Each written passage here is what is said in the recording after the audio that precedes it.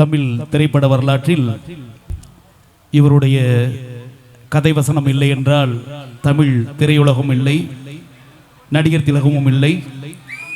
முத்தமிழறிஞர் டாக்டர் கலைஞர் கதை வசனத்தில் உருவான பராசக்தி என்ற காவியத்திலிருந்து அன்பு அண்ணனுக்காக, ஏன்னா மேக்னா பாடி அண்ணன் பார்க்கவே இல்லை, அதுக்காக இந்த பாட்டை, ஒரு அருமையான பாட்டை அண்ணனுக்காக கொடுக்குறோம்.